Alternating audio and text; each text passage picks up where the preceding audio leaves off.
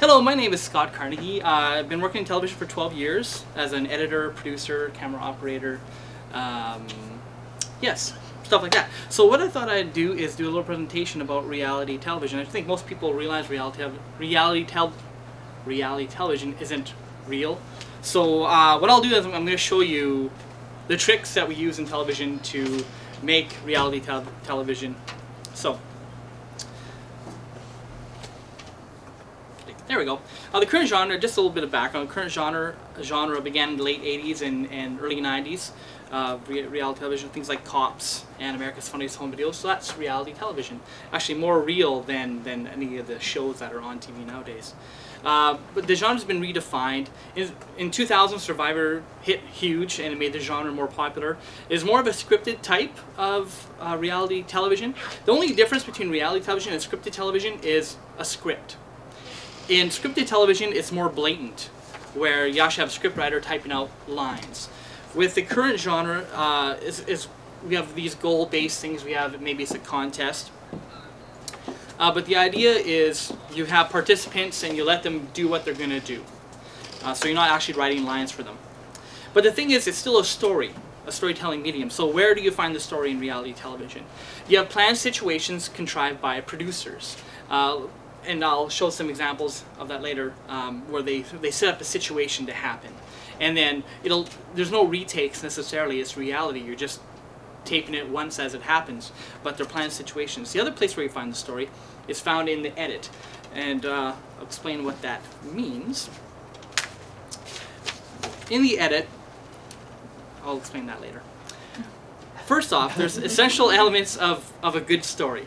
The main thing of a good story is conflict. You have man against nature, and man against himself. Any of those three, you'll find that in any good movie or good story. And some conflict will be natural. It just comes about by people interacting with one another. Some will be set up by writers/producers. And that's where I was talking about how you'll have contrived things. So, generally how a reality television show is put together. How is it done? You have several cameras that follow participants. So I'm just going to check something here. Good, okay. You have several cameras following participants. So let's use the example, The Apprentice, where you'll have a group going out to do their task. You're going to have probably 3 or 4 camera operators following those people, and even 3 or 4 sound guys, sound persons with them. We just call them sound guys, no offense. Following those people as well. So what it does is it gives you a ton of footage, so much footage. This footage is screened daily by editors and producers. So they'll shoot all this footage, they go back, they look at it, they go through it, and what happens is they'll decide on a storyline. They'll say, this interaction over here is kind of interesting, we should focus on this. So what you do is you decide, okay, we're going to tell the story of Jim and Carol and their sort of conflict going on over here, because again, a good story is conflict. So the editors, when you put together the shows, will focus on footage that tells that story. So this is where you have reality not being real, because you're just telling one particular story that you can find in the edit. And I'm going to show you something later that sort of demonstrates that. So an example of natural conflict. We have natural conflict in life. I'm going to show you a clip from The Apprentice where there's a natural conflict between 2 people, David and Clint. So I'm going to show you that.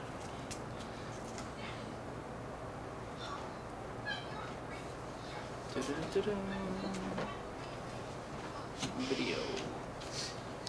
Okay. I didn't bother embedding these in PowerPoint because it never works.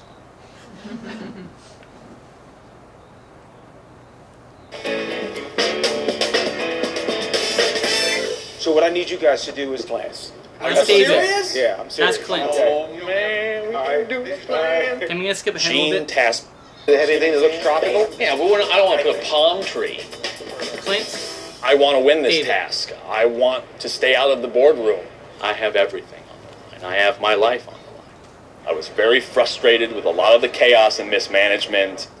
Hey, Gene. Yes, sir. He's dead sold. I don't know what the feng shui concepts that were there. Do you care for those tropical? Make a decision on the plans, and then that's got a problem. Skip ahead a little bit here. I pulled Gene aside. I said, Gene, if I start calling to get these colorful plants, it's going to be tense. I would just want you to know that. He said, oh, no, no. If anything happens, it'll be on me. What are you doing? You doing flowers? I need to call this lady back, get my TVs ordered, and I don't have time to mess around with these guys. If you need to call these people to get here in time, then go ahead and call them. I can call both the branch and the... Okay, sounds good. I'll call these guys. No, Dave, give me that back right now. Hey, Dave, give me that right now. I'm not going to screw around with this. I said I was going to call back my AV department, knowing that I was going to call the flower shop that I had already been talking to. And so I grabbed the list of floral shops. Gene told me to call these people and get the stuff ordered. Now, Did he tell you to settle call down. in, He told me to call now, I'm going to people. tell you, put your hands on me again, you're going to have a real problem now listen. with me. David could not be reasoned with. He just went from one extreme, this goofy... I'll just stop there. That gives you the idea. And this storyline this is from the first episode of the current season of The Apprentice, and it's carried through to almost every episode where there's conflict between David and Clint. So it arose naturally. They just didn't like each other. How much of that do you think is encouraged by... Well, in that case, you don't actually have to encourage it, because what happens is situations like that wouldn't necessarily have to be encouraged, but they could have been. But what happens is they see that situation, they go back later and do the interviews with the people, and they say, well, tell us about what happened between you and David, right? So now we have a storyline where we have this conflict that happened. They go back later and do the interviews, and they say, okay, this is the story we're going to tell, so ask the guys about this. And now you have a 2-minute segment about the conflict between David and Clint that's carried through for all the seasons so far. I think it's up to episode 4 or something like that. But I'll show you later something that is definitely contrived. Okay, well, that goes into our next clip here, which is contrived conflict. Now, there's a few shows that are so guilty of doing this. I don't watch a ton of reality television. There's a few that I like, you know, but regulars that I like to follow. But oh my goodness, have you ever seen Gene Simmons' Family Jewels? Wow. The other really bad one is Hogan Knows Best. I have to be fans of KISS and pro wrestling. But man, these are terrible shows as far as reality goes. And I'm going to show you a beautiful clip from Gene Simmons' Family Jewels. It beautifully demonstrates the point I'm making, which is why they're so good. Sorry, honey. That's all right. Okay, let me set this up for you real briefly, okay? The blonde there is Shannon. She is worried about I find new ways to embarrass my kid. Sorry, her friend got mugged or something like that, so she's worried about safety. So she's having a taser party where they get together and they purchase tasers. You know, it's like Tupperware. Yeah, it's like exactly Pampered Chef, but with tasers. So her brunette friend accidentally got some pepper spray in the eye. Okay, so she's consoling her. All the time, don't I? That's okay. That's all right. I just I know gotta how get to make going. it up to you. That's okay. I gotta get Alright. going, but thank you so much. Okay. All righty. Let me buy you one of these.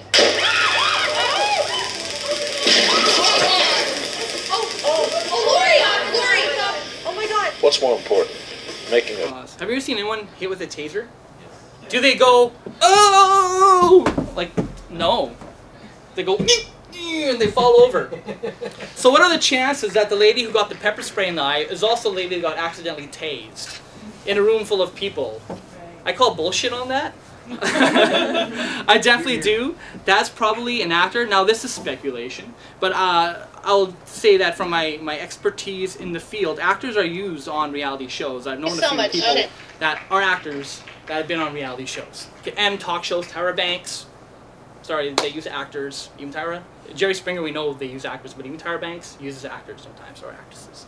Reality shows also use actors and actresses. I don't have evidence that this particular person is an actor. Could have been a friend that's a bad actor, because that was such a pathetic way of falling from a taser. So, an important point here is Occam's razor. And I won't go all into what that is, but to sum it up poorly is that, you know, the most obvious answer is probably the real answer, or the least amount of new information you have to put in something is probably the correct answer.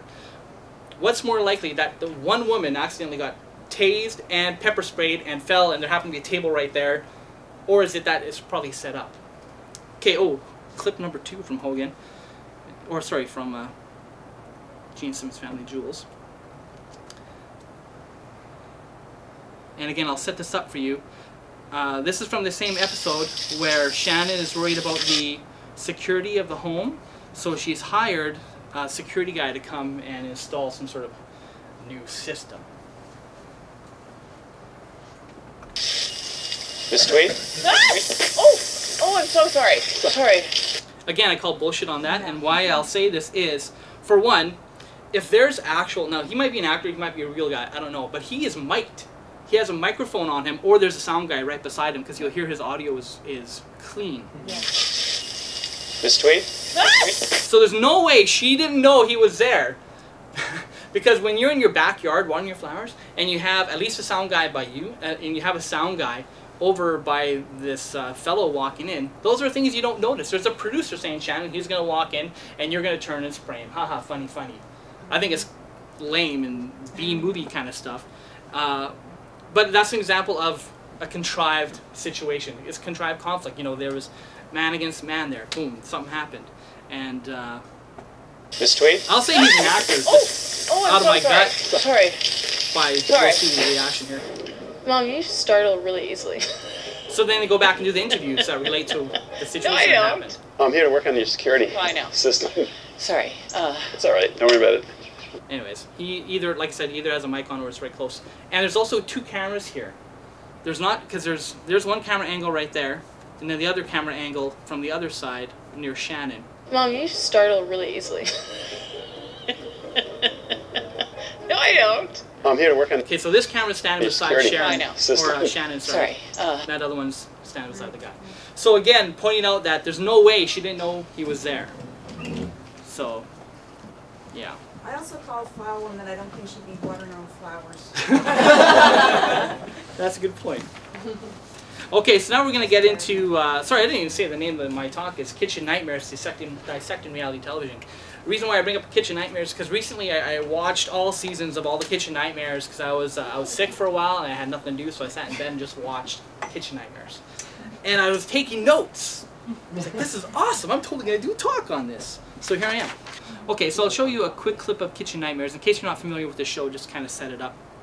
Tonight on Kitchen Nightmares, Gordon goes to Philadelphia, the city of brotherly love, to help a family business in ruins. This restaurant's sucking the life right out of me. 3 sisters who are all on the verge of a breakdown. We have no passion and we have no drive, and I don't even know how to get that back. Their niece may be the chef, but she wants out. This is not a career choice for me. This close family is falling apart. Okay, I'll just stop it there. That gives you an idea of what he does. He comes in and helps restaurants that are in trouble, helps them in the kitchen, helps them with marketing, and hopefully makes everything better for them. So, that's what Kitchen Nightmares are. So I watched a lot of the show. So what I'm going to do is I'm going to tell you the 2 methods for creating a scene. You have camera techniques. You've probably heard the term camera tricks. That's what this is camera techniques. There's ways of shooting that allows you to tell the story in editing, because the other method is editing. These are the basic tools you have, your camera techniques and your editing. So what I'm going to do is I'm going to show you a scene. And there's a little bit of a tease in here. This is just a short tease that they're playing before they go to commercial. Unbelievable. Here, we've got a situation with a menu passed down from a bad chef to an inexperienced chef, and all 3 owners call it comfort food. It's frozen food, and I'm not confident about that at all. Coming up, What I saw tonight was embarrassing. it's a Kitchen Nightmares moment you won't forget. It's clear you've given up. The shocking showdown that led to this. I'm done. I'm out of here. Gordon, we're so freaking buried and so lost. I can't help any of you. Okay, 2 important things. The main thing to notice there is when he says, I can't help any of you. You see him walk out. He's like, I'm out of here. I can't help any of you. Is that what really happened? No. And how we know that is because later in the show, they show you the real scene. I'm really sorry. I'm left with no choice. I'm done.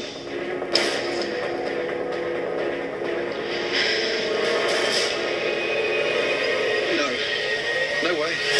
No chance. I'm out of here. Guys, get out of here, will you? Pick up the elf. cared. So the audio is slightly different than in the T's, but I'm going to show you some of them. But you can see all these camera people and sound people around here. There's at least 2 cameras there.